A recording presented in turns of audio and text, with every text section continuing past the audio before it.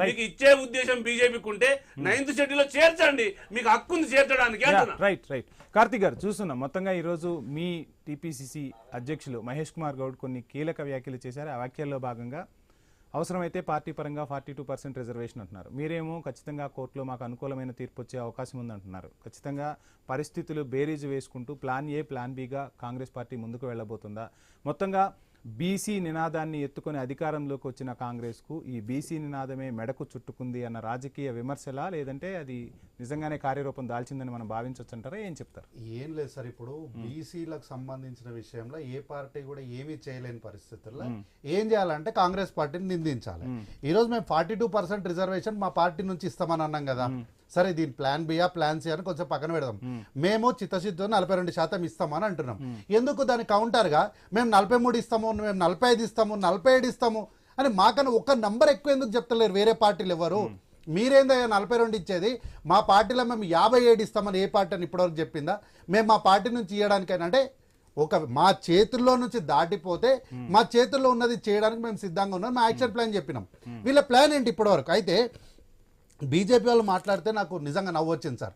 ఏంటి అంటే కామారెడ్డిలో కాంగ్రెస్ పార్టీ హామీ ఇచ్చింది, నడ్డా గారిని అడిగి హామీ ఇచ్చారా, ఎట్లా హామీ ఇస్తారు మీరు అని అడిగినారు. నేను నడ్డా గారిని అయితే నేను అడగలేను సార్, ఎందుకంటే నా స్థాయి అంత పెద్దది కాదు. కానీ రామరెడ్డి అన్న నా ముందరనే ఉన్నాడు కాబట్టి నేను సూటిగా రామరెడ్డి అన్న అడుగుతున్నా.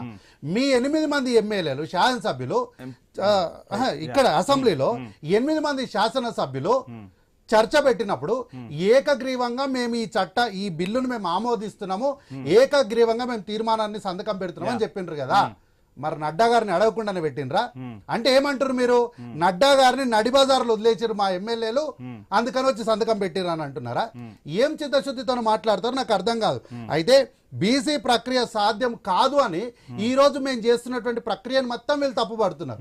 మళ్ళీ తప్పుపట్టినప్పుడు ఎందుకు ఆ రోజు శాసనసభలో ఈ చట్టాన్ని పెట్టినప్పుడు, ఈ బిల్లు పెట్టినప్పుడు ఇది ఈ ప్రక్రియ అనేది పూర్తి కాదు, దీనివల్ల నష్టం జరుగుతుంది, దీన్ని మేము వ్యతిరేకిస్తున్నాము, వాకౌట్ చేస్తున్నామని ఆ రోజే వాకౌట్ చేసి వెళ్ళిపోయేడుతుండే.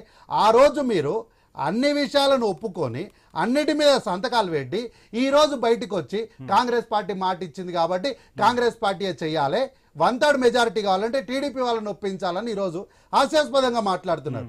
రాహుల్ గాంధీ గారు జనగణన చేయాలి, కులగణన చేయాలని వాళ్ళు పూర్తిగా పార్లమెంట్లో అడ్జాయిన్మెంట్ మోషన్ ఇస్తే తిరస్కరించినటువంటి వీళ్ళు టీడీపీతో పోయి మాట్లాడుకోవాలని, టీడీపీ పార్టీ వాళ్ళతోనే ఉందని మర్చిపోతున్నారో ఏంటో నాకు తెలియదు. అయితే వారు ఎస్సీలకు ఎస్టీలకు మాత్రమే రిజర్వేషన్ ఉంది, బీసీలకు లేదు అని అంటున్నారు.